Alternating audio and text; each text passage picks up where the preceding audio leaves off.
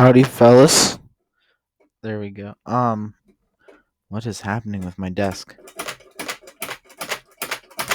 Okay, I'm just gonna not do anything about that.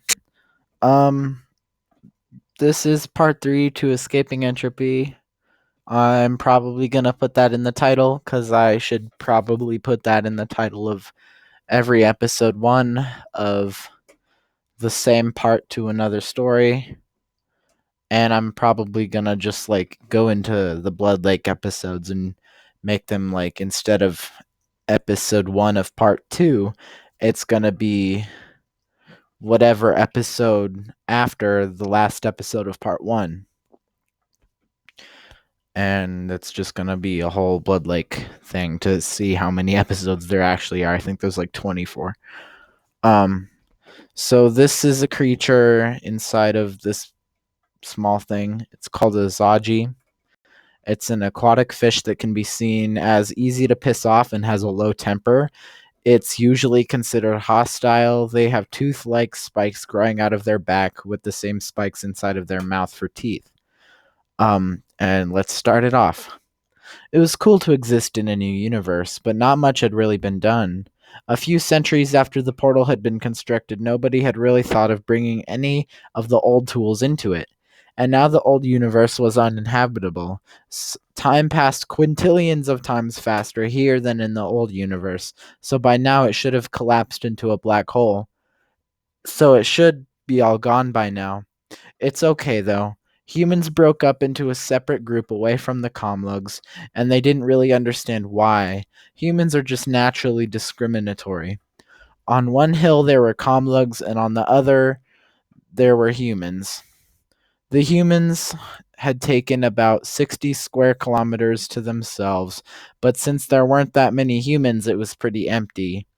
There have been multiple movements to combine the primal villages together, but none of them had really been successful. Even humans are trying to naturally select to become less discriminatory, but as of now, it hasn't really been successful. Toledo wanted to visit her old village located by a cliffside of a large mountain. There was a river running through the valley that must have taken millennia to carve the mountains out, and Toledo missed looking up the side of the cliff to see all of the alien plants growing up it. She wasn't very advanced herself.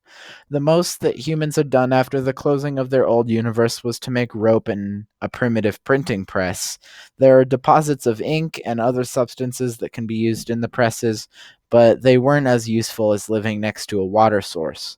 The ink in the reed paper is what this log is originally written on.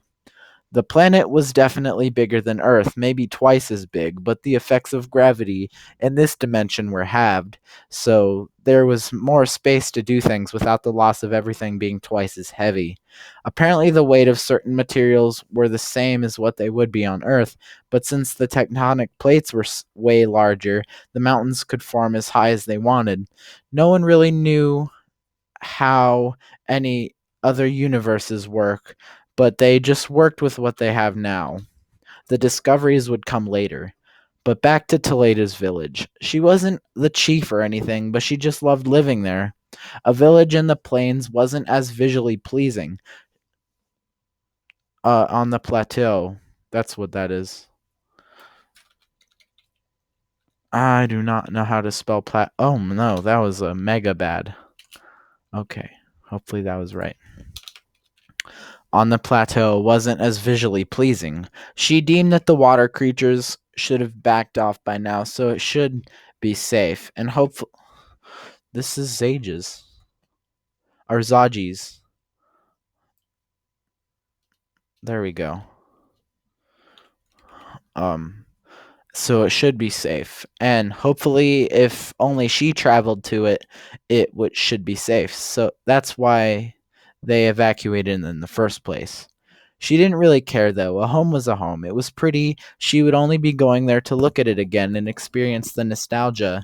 Even though she had never lived on Earth, her great-grandfather did. And if she was going to judge what he had told her about, the landscape was pretty flat and empty, kind of like her new village.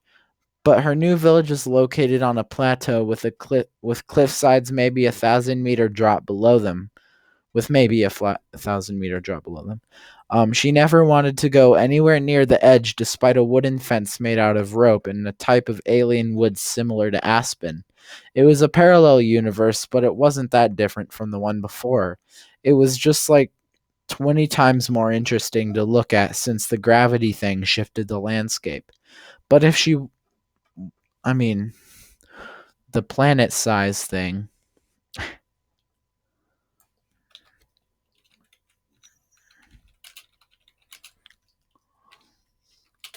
shifted the landscape. But if she wanted to head back to her village, the first thing that she needed to do was to head down the side of the cliff. There was water at the bottom on the west side, but she knew that falling 1,000 meters into it would kill her.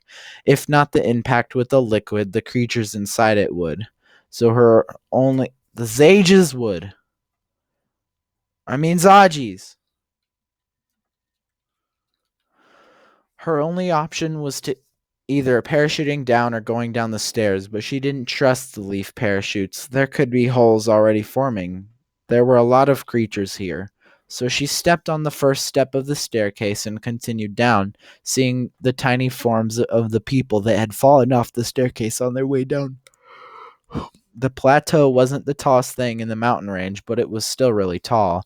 The other ones that reached above it had cool overhangs and roots that penetrated all the way through the surface. Her tribe was even working on making a bridge to another one of the larger, flatter mountains.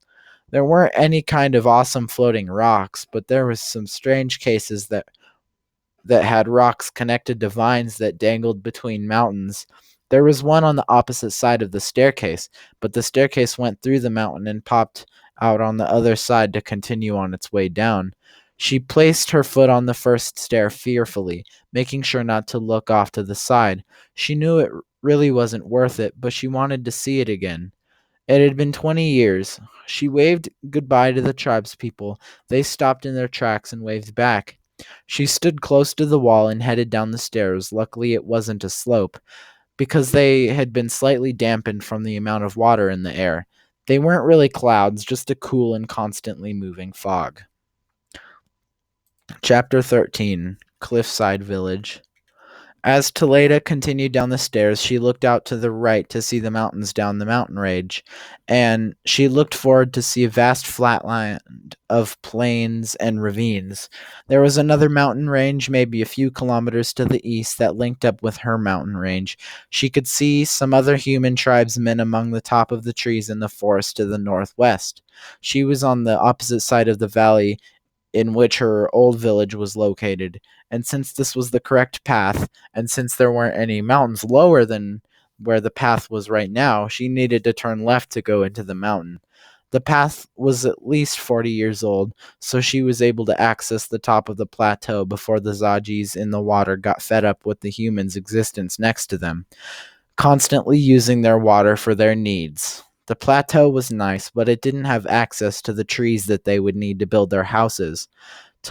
Toledo turned into the mountain, passing the barrier that had been constructed to keep the humans from going in. The thin wooden barrier that had been constructed to keep the humans from going in. The Zajis weren't that bad. Seeing the darkness of the tunnel that connected each side of the mountain, it popped. Oh, seeing the darkness. Okay. Made her feel nostalgic. It popped out at the bottom of the mountain that her village was at. Toledo didn't really like this route that much when she lived down in the valley, but sometimes she would go up to the plateau and look out over the plains just to watch the forest move with the winds. And she watched a bonfire take place one night underneath some northern lights that happen every 10 days. Every night the sky would have a different shade of blue or purple before it went completely dark. Sometimes it was red or magenta, but that was rarer than the deepish bluish purple. The deep bluish purple that would usually fill the sky. She saw northern lights once. Oh my gosh.